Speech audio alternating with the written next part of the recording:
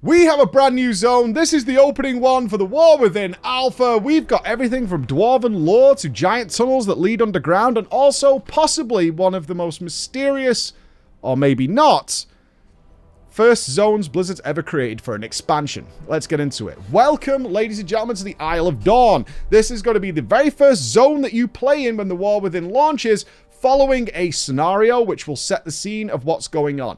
Most of you are aware that the basic, simple idea, I will keep this as vague as possible for spoilers, is that Dalaran has crashed into the ocean, and we are here at the Isle of Dorn. Isle of Dorn is a brand new area. It has no pre-lore, at least that I could find, to tell us what this place is about. It is Dwarven, lots of different Dwarven races, the Earthen, Titan influence. We've obviously had the preview that we saw at BlizzCon with the 3 expansions that are coming. This is the big start of the World Soul Saga, and it starts curiously. Now, I definitely do not want to be a downer, so I will give context to the opinions that I have here on what I think is going on here. There is, if I was to generically say my very first impression, this is the worst starting zone Blizzard's ever made for an expansion. Now, don't lose your minds at that as like, oh, he's just being a hater or anything. The context for that. One, architecturally, in terms of what is in the zone visually. Just visually, okay? Ignore the gameplay entirely. It's extraordinarily bland, even compared to 2004 zones. I genuinely mean that. In terms of even with Dwarven architecture going on, Loch Modan is a far more interesting zone than this is. The Valley of Kings is a far more interesting visually zone than this is. And certainly if we would compare it again, visually, architecturally, geographically, to, say, Hellfire Peninsula, opening the Dark Portal, having a giant army in front of you, the sky is cracked in multiple colors, there's a mountain with Lord Kazakh walking around, there's Blood Elves halfway through it. That was all the way back in 2006, 2007. It's clearly superior to what we have here, and the same can be said of every other zone. We go to the Borean Tundra, which gameplay-wise, people call boring tundra, but visually, we've got some massive sprawling areas, we've got some really weird, interesting Nerubian areas, we've got Koldara with lightning cracking and blue dragons flying around, lots of visual stimulus to intrigue you and give you that impression, which I think we all enjoy, which is, ooh, what is that? Ooh, what is that? You're not going to find that at all in the Isle of Dorn. It is wide open.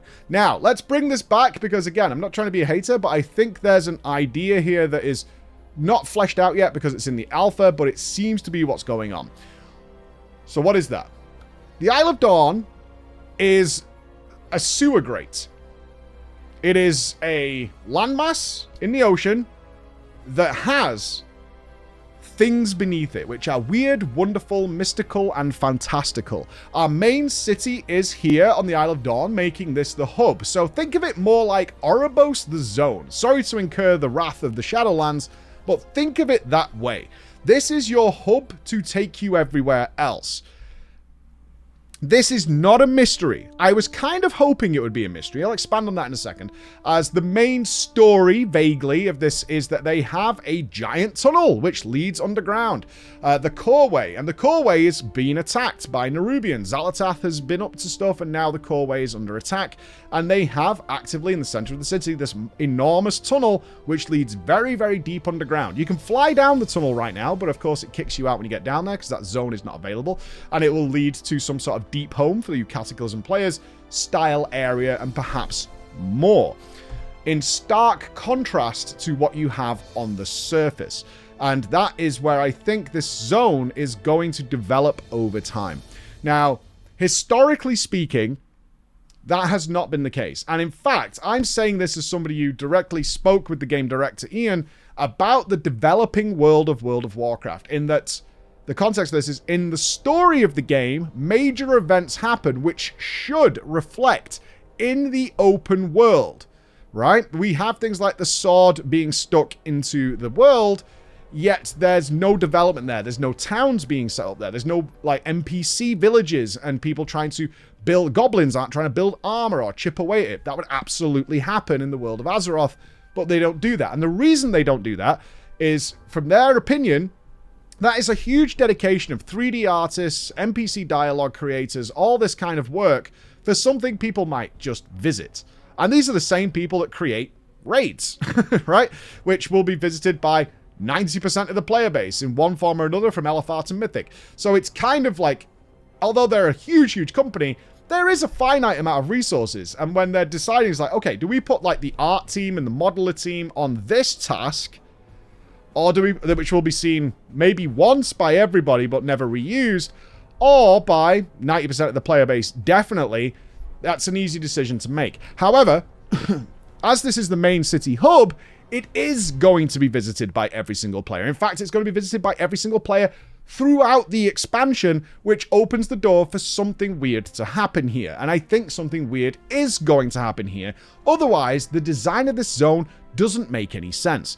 And I come from this as like, I know the main mindset when I talk about things like this is, oh, Blizzard's just been lazy or they dropped the ball. That's not true. It's certainly in recent memory. They have come up with some of the most impressive visual zones in their lives in the last expansion alone, right? Xal'atath Cavern is fantastic. Visually, it's got so much going for it.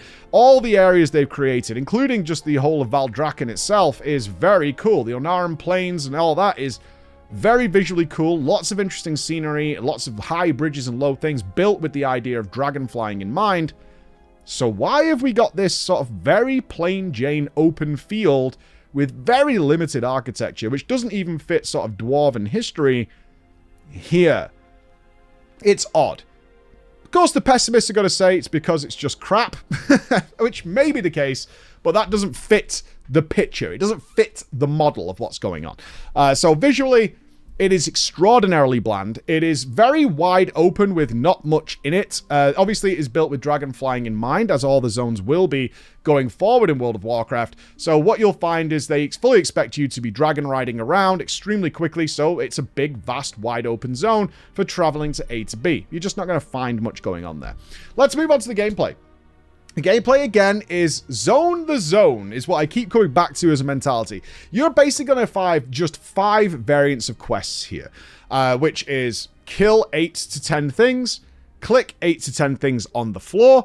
You will find 1 or 2, like, bombing runs that are happening. There is about 4 NPC talking, asking you to throw things to them. You know those kind of quests. Is like, now I need this, now I need this, now I need this. And this will go from creating pottery to armor, and that happens like 4 or so times, and fill the bar. That's it. Very basic, very generic, very anti what we saw the development of questing in Innovation that we saw from like Mists of Pandaria and even Warlords of Draenor, where they tried to up the investment and the style of questing that they can do. Why have they done this? Honestly, I'm not sure. I can theorize. That they're one of the theories I kind of keep landing on is that they're fully expecting quite a large return of players to the War Within. This is the Chris Metzen asking people to come home. This is the World Soul Saga. They've got a 6 to 7 year roadmap ahead. They're firing content out. So they want this introductory zone to appeal to everybody who might have been playing Classic all the way to been playing Dragonflight, and then it'll expand into the next zone. Of course, when we see the next zone, that will be a more interesting thing to note. But that's my feeling here, is they want this to be comfortable blanket. Welcome to World of Warcraft. It's everything you know and love. Kill some things, do some things. Those of you looking for some innovative change in how they do things, including the storytelling, are not going to find it here. So, fingers crossed, and all the evidence that I know of Blizzard points to something better on the horizon. But this is what you're going to get. And that's why I open with a statement. It's like, if this is just it, this will be remembered as the worst starting zone of any expansion ever. Like, I consider, say, the Jade Forest to be one of the weaker ones, because I didn't like the art style and whatever, but it's leaps and bounds ahead of what we have here in the Isle of Dorn. And that's the reason I think it's like that, and this will develop over time. I think they wanted it to be a nice, warm, comfortable blanket for people to go, it's my World of Warcraft, and this is what I know and love. And then the fantastical stuff will come later. How is the stories there? Very similar. Actually, I compare this a little bit to the Onaran Plains, in that the story, I'll be honest with you guys, I'm not into dwarf lore. I find it a little... The main crux is sort of uniting the factions and blah, blah, blah, like we've done in most expansions. But the side stories are actually very, very good. Without going into spoilers, there was one that really emotionally connected with me with the lifespan of some of the old Earthen. That's all I'm going to say here. But I wouldn't put it as high as the Tyvan questline, which is very, very standout. And I remember talking to Murica, the head of the quest design team, about that questline. And now, of course, Tyvan has become this sought-after meta achievement award. I wouldn't put it that high, but it's similar. It's close. And it's one of those things where you're like, oh, okay, yeah, Blizzard still has... The capability is here for an emotional connection. It's just a shame it's not quite present in the MSQ, the main story. If you're not sure what MSQ means, it's the main story quest. It's not quite present there. You will find the usual antics of our main heroes. Of course, the zone does begin with Jaina, Thrall, Anduin, and Bram, and Bronn doing all their things, but they dip immediately. They're just, I'm out. You're welcome to the zone. Get on with it. Get on with what you need to do. In fact, you'll find Anduin and Magni just chilling, having a beer by the second quest in the main town there. If you can find them in the inn, just sat drinking. They're done. They've done their part. They're chilling. Now it's time for you, champion. You go and deal with all the problems. We're going to sit here and have a pint of beer, and the other NPCs are going to go do their thing. So don't expect much involvement yet on the big characters. They are there, but they've got other things they're going to go and deal with, and their reappearance will come forward. So that's my first impression of this zone. It's very quick. Leveling is extraordinarily fast. I hit 73, which is the current alpha level cap, way before I had sort of lore mastered the zone. I've lore mastered it twice now.